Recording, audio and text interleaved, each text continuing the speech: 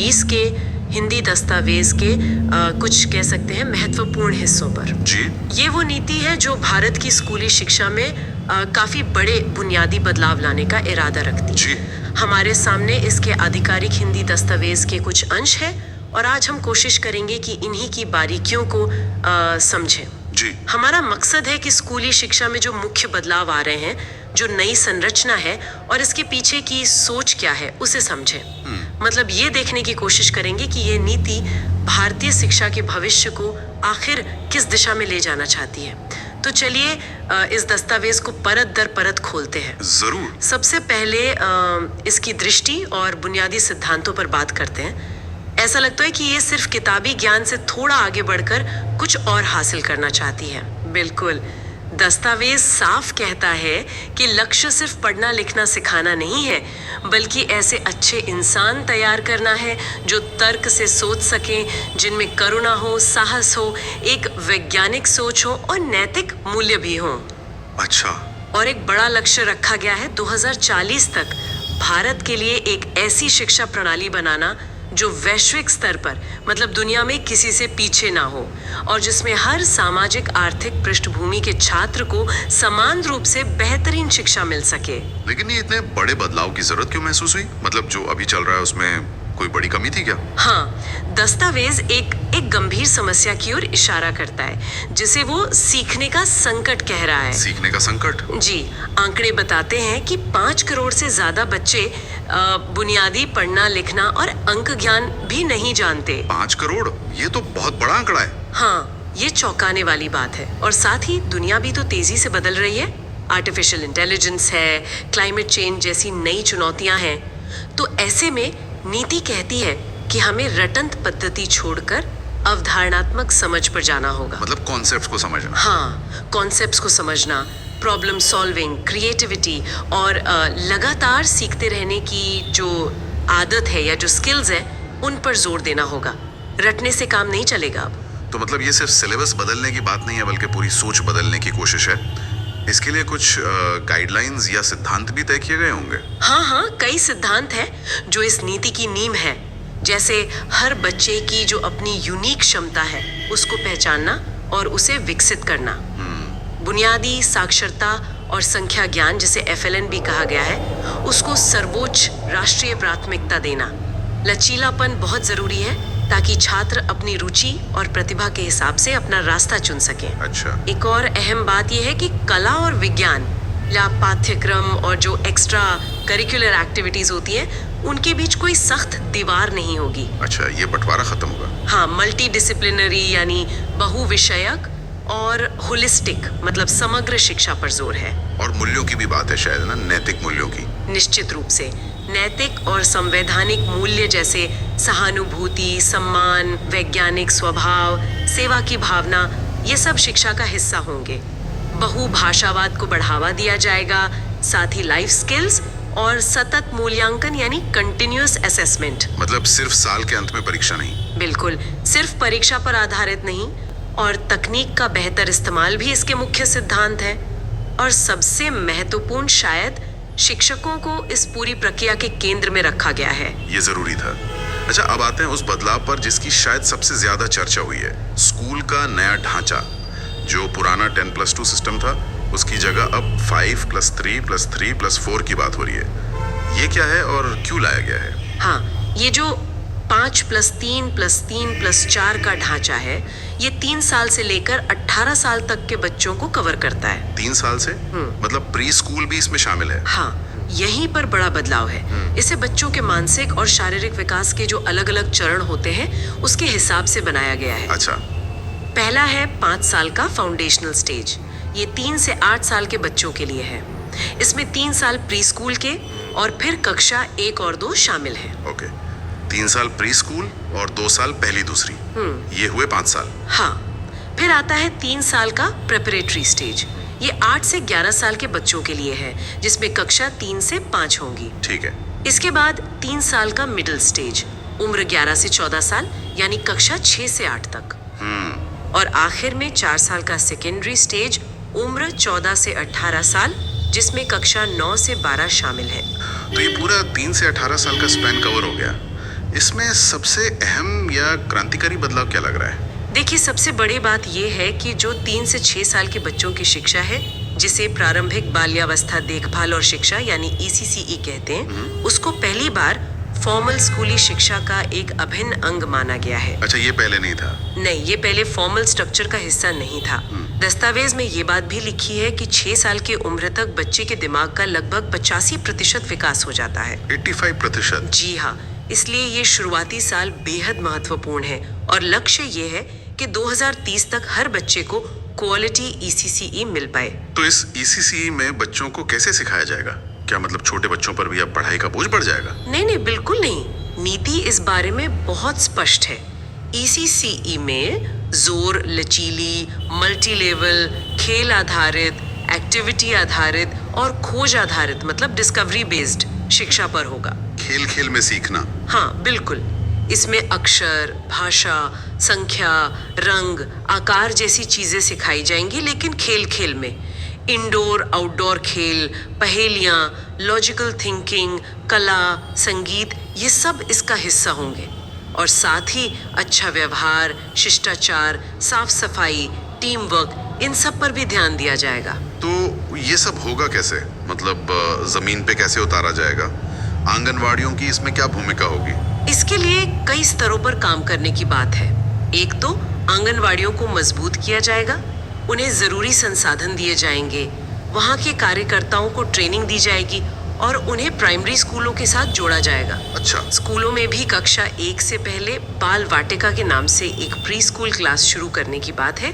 और NCERT जो राष्ट्रीय शैक्षिक अनुसंधान और प्रशिक्षण परिषद है, वो इसके लिए एक नेशनल करिकुलम और पेडागोजिकल फ्रेमवर्क NCPFFCE तैयार करेगा। हाँ, आंगनवाड़ी कार्यकर्ताओं और शिक्षकों को 6 महीने से लेकर 1 साल तक का विशेष प्रशिक्षण भी दिया जाएगा। ठीक है। तो ECCE के बाद आपने पहले जिक्र किया था बुनियादी साक्षरता और संख्या ज्ञान यानी FLN का। हाँ। इसे सर्वोच्च प्राथमिकता बताया था। ये क्यों इतना जरूरी है और इसके लिए क्या योजना है? हाँ, ये वाकई नीति की शायद सबसे बड़ी प्राथमिकताओं में से एक है, क्योंकि जैसा हमने पहले बात की, लाखों बच्चे पढ़ने लिखने और सामान्य गणित में पीछे हैं। जी। लक्ष्य बहुत महत्वाकांक्षी रखा गया था 2025 तक। हालांकि अब इसे शायद 2026-27 तक बढ़ाया गया है कि ग्रेड 3 तक के सभी बच्चे बुनियादी FLN हासिल कर लें। इसे एक राष्ट्रीय मिशन की तरह लिया जाएगा। एक नेशनल मिशन। इसके लिए क्या खास कदम उठाए जा रहे हैं? कई मोर्चों पर काम होगा। जैसे शिक्षकों के जो खाली पद हैं वो भरे जाएंगे, खासकर पिछड़े इलाकों में छात्र शिक्षक अनुपात यानी PTR को 30.1 से कम, और जहां वंचित बच्चे ज्यादा हैं वहां 25.1 से भी कम रखने का लक्ष्य है। अच्छा, PTR कम करना जरूरी है? जी, पाठ्यक्रम में FLN पर खास ध्यान दिया जाएगा। शिक्षकों के लिए सतत व्यावसायिक विकास यानी CPD कार्यक्रम होंगे। एक दिलचस्प पहल है कक्षा 1 के बच्चों के लिए 3 महीने का खेल आधारित स्कूल तैयारी मॉड्यूल। स्कूल तैयारी मॉड्यूल? जी। ये क्या है? ये इसलिए ताकि बच्चे स्कूल के माहौल के लिए तैयार हो सकें, खासकर वो बच्चे जो शायद प्री स्कूल नहीं गए हैं। ये अच्छा है। हाँ, फिर दीक्षा जो कि एक डिजिटल लर्निंग प्लेटफॉर्म है, उस पर FLN से जुड़े संसाधन उपलब्ध कराए जाएंगे। बच्चों का एक दूसरे को सिखाना मतलब पीयर ट्यूटोरिंग और स्वयं सेवकों को भी जोड़ने की बात है। पुस्तकालयों और बच्चों के स्वास्थ्य का भी इसमें जिक्र है क्या? हाँ, बिल्कुल। स्कूल और सामुदायिक पुस्तकालयों का विस्तार होगा, डिजिटल लाइब्रेरी भी बनेंगी और बच्चों के पोषण और स्वास्थ्य पर भी जोर है।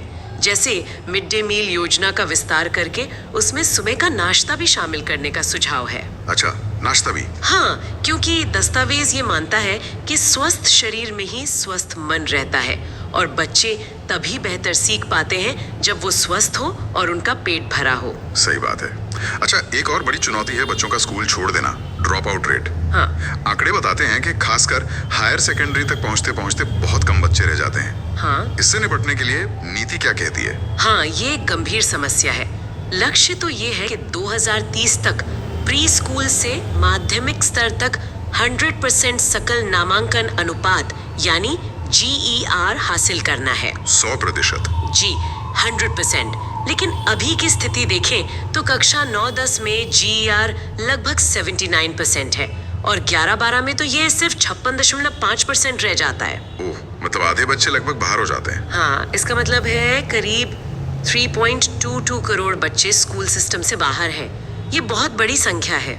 तो इन्हें वापस स्कूल लाने और स्कूल में बनाए रखने के लिए क्या रणनीति है? देखिए, दो मुख्य रणनीतियां हैं।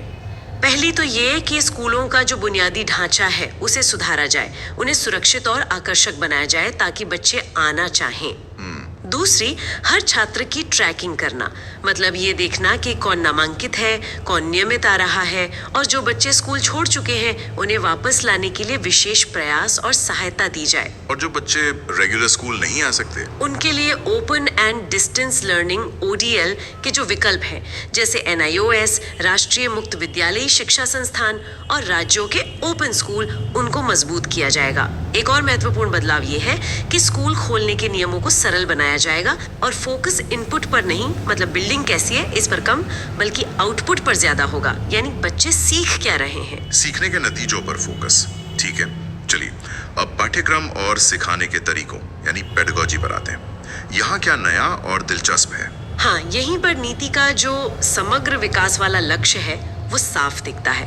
पहला बड़ा कदम तो ये है कि पाठ्यक्रम की सामग्री को कम किया जाएगा, मतलब कंटेंट लोड कम करके केवल बुनियादी और जरूरी चीजों पर फोकस किया जाएगा। कंटेंट कम क्यों? ताकि रटने की बजाय आलोचनात्मक सोच यानी क्रिटिकल थिंकिंग, जिज्ञासा, चर्चा और विश्लेषण आधारित सीखने को बढ़ावा मिल सके, जगह बने इन चीजों के लिए। तो रटने की जगह सीखने पर जोर कैसे दिया जाएगा? क्या तरीके अपनाए जाएंगे? इसके लिए अनुभवात्मक शिक्षा यानी एक्सपीरियंशियल लर्निंग पर जोर है, मतलब करके सीखना। करके सीखना जैसे विज्ञान का कोई प्रयोग खुद करना या इतिहास को किसी कहानी या रोल प्ले के जरिए समझना। कला एकीकृत और खेल एकीकृत शिक्षण को भी बढ़ावा दिया जाएगा।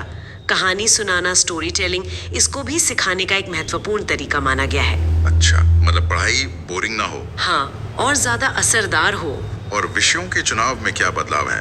वो जो साइंस, कॉमर्स, आर्ट्स की सख्त धाराएं होती थी, क्या वो खत्म हो जाएंगी? हाँ, नीति कहती है कि विषयों के बीच की जो ये सख्त दीवारें हैं, इन्हें हटाया जाएगा।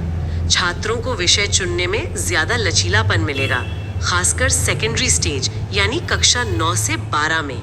मतलब कोई भी कॉम्बिनेशन ले सकते हैं, फिजिक्स के साथ म्यूजिक? हाँ बिल्कुल, वे अपनी पसंद के अनुसार फिजिकल एजुकेशन, आर्ट्स, वोकेशनल विषय आदि भी चुन सकेंगे। और पाठ्यक्रम में 21वीं सदी के जो जरूरी कौशल हैं वो शामिल किए जाएंगे।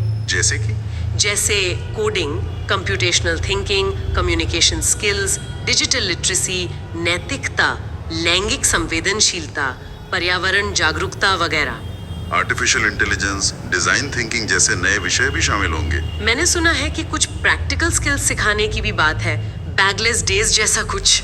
हाँ, ये काफी दिलचस्प पहल है। कक्षा 6 से 8 के दौरान सभी छात्रों को कुछ समय महत्वपूर्ण व्यावसायिक शिल्पों का अनुभव मिलेगा, जैसे बढ़ईगिरी, बिजली का काम, गार्डनिंग, मिट्टी के बर्तन बनाना वगैरह। ये स्कूल में योगा? इसके लिए साल में 10 दिन बस्ता रहित यानी बैगलेस डेज होंगे, जब बच्चे शायद स्थानीय कारीगरों या उद्योगों में जाकर काम सीख सकते हैं, प्रैक्टिकल अनुभव। ये तो बहुत अच्छा है। अच्छा, आप भाषा के अहम मुद्दे पर आते हैं। शिक्षा का माध्यम यानी मीडियम ऑफ इंस्ट्रक्शन को लेकर नीति क्या कहती है? ये हमेशा से एक संवेदनशील मुद्दा रहा है। हाँ, रहा है।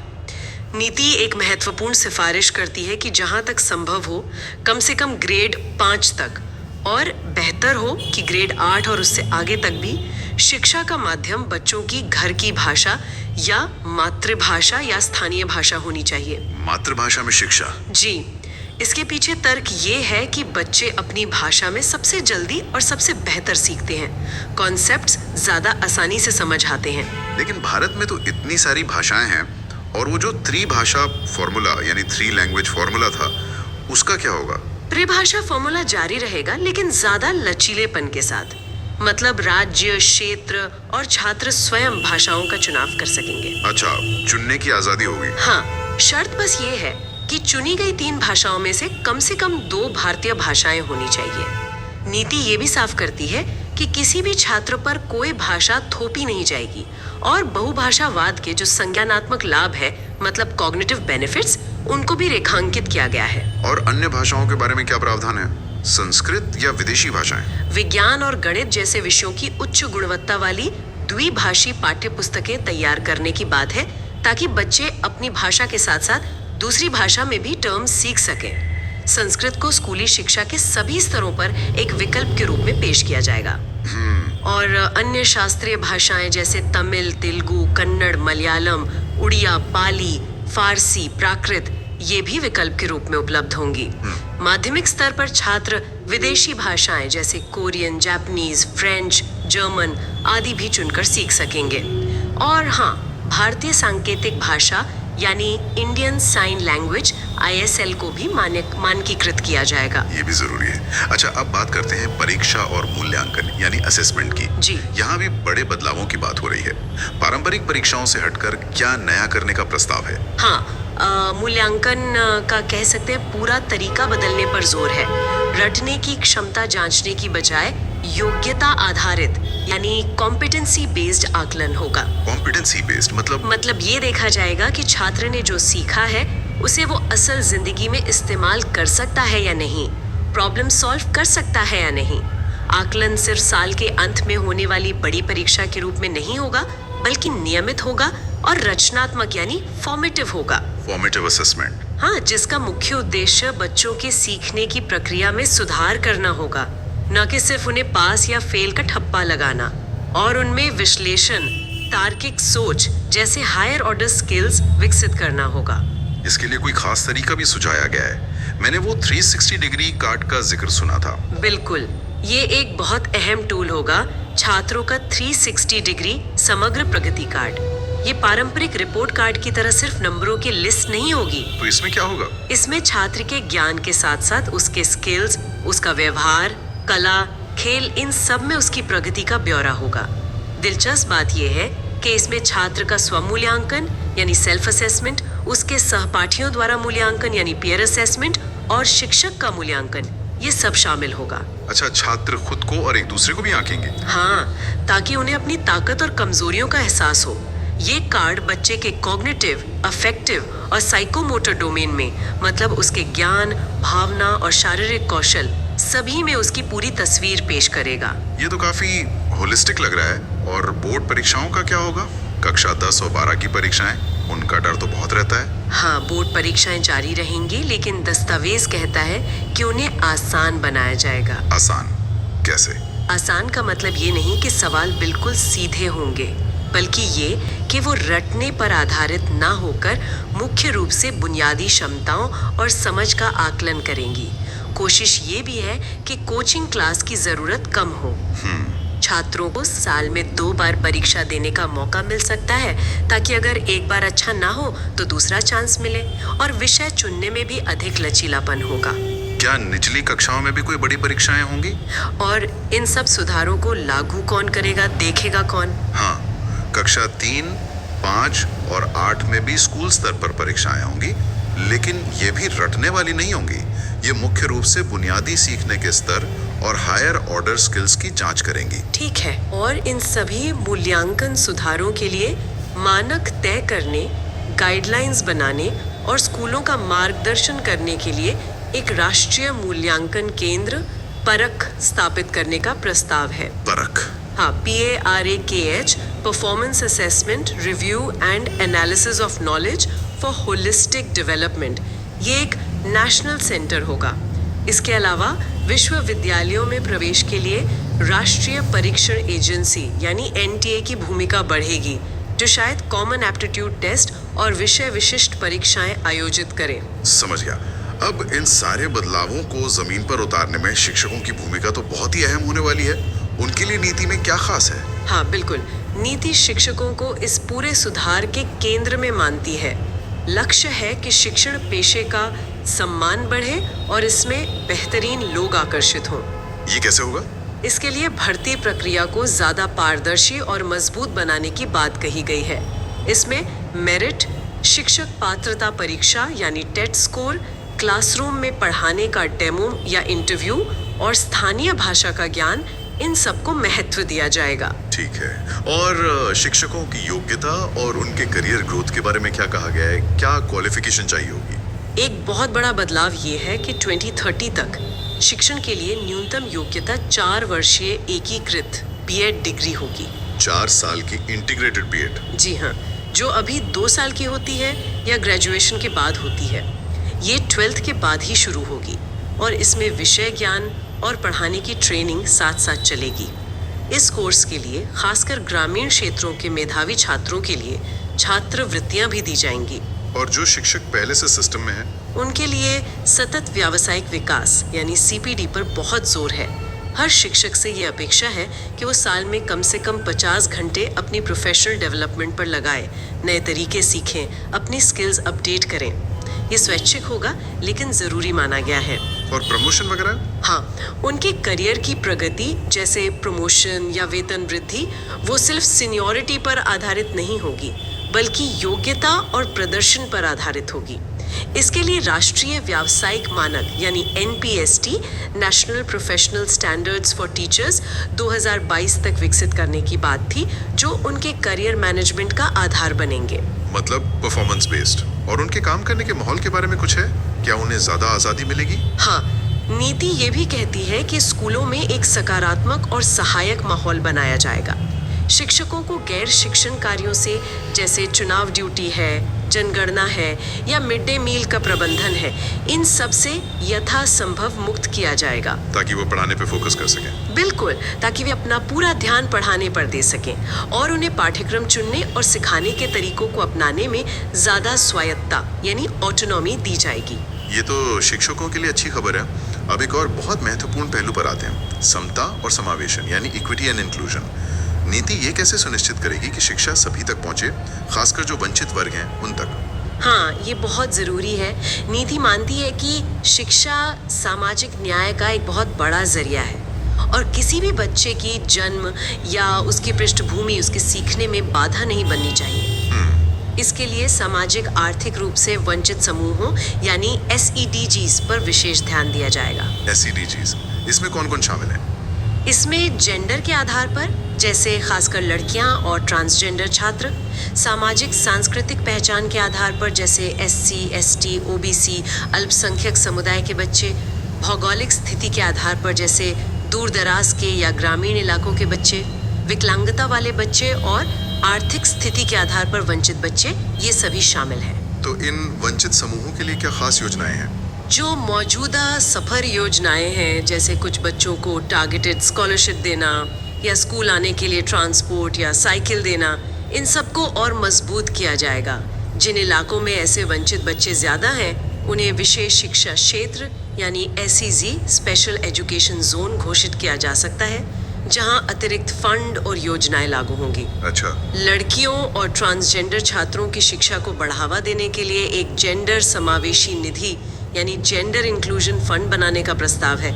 इसी तरह अन्य SEGs के लिए भी एक समावेशी निधि यानी इंक्लूजन फंड होगा।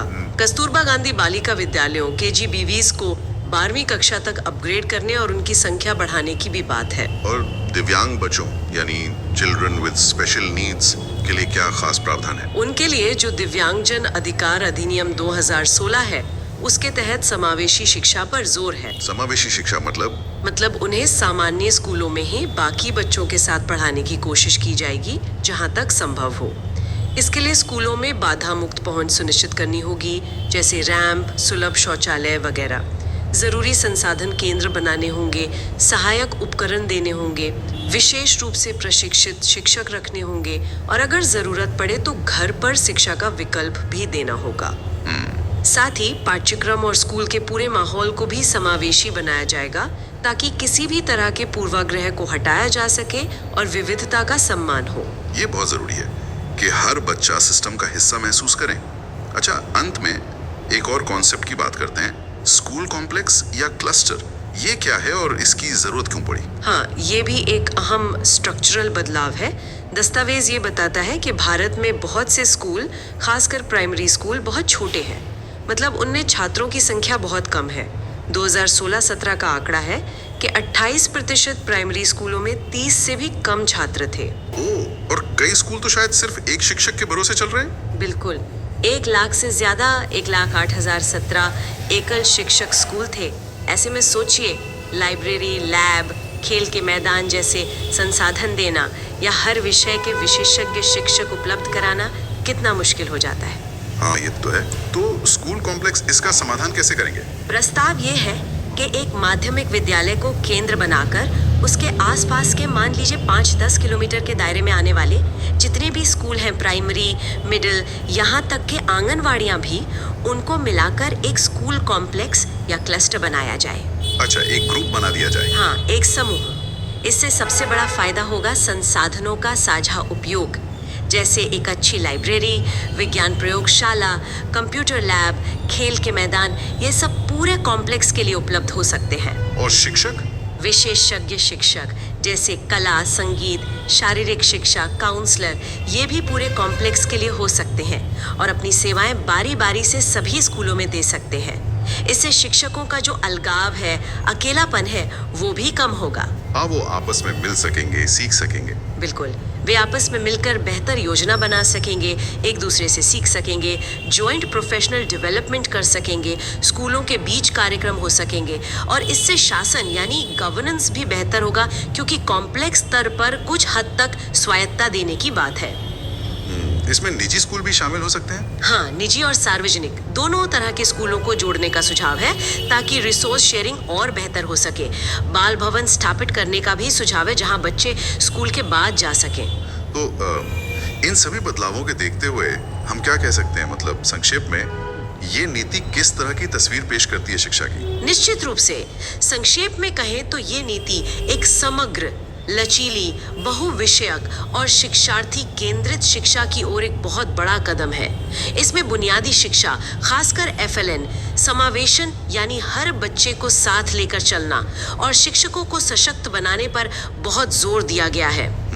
ये भारतीय शिक्षा प्रणाली को 21वीं सदी की जो जरूरतें हैं उनके अनुरूप ढालने का एक महत्वाकांक्षी प्रयास है और साथ ही इसे भारतीय मूल्यों और संस्कृति से जोड़े रखने की भी कोशिश इसमें दिखती है। ये नीति कागज पर तो यकीनन बहुत प्रभावशाली और व्यापक लगती है। बहुत सारे अच्छे इरादे हैं, बड़े लक्ष्य हैं, लेकिन एक सोचने वाली बात यह भी है कि जमीन पर असल में क्लासरूम के अंदर जो सीखने और सिखाने का रोजमर्रा का अनुभव है, उसको बदलने के लिए समाज, शिक्षक, छात्र और सरकार, ये सब मिलकर इस दृष्टिकोण को किस हद तक अपना पाएंगे? हाँ, ये सबसे बड़ा सवाल है। क्या ये बदलाव सिर्फ बाहरी ढांचे का, मतलब स्ट्रक्चर का ही रहेगा, या हम वाकई सीखने की जो पूरी सोच है उसको बदल पाने में कामयाब होंगे?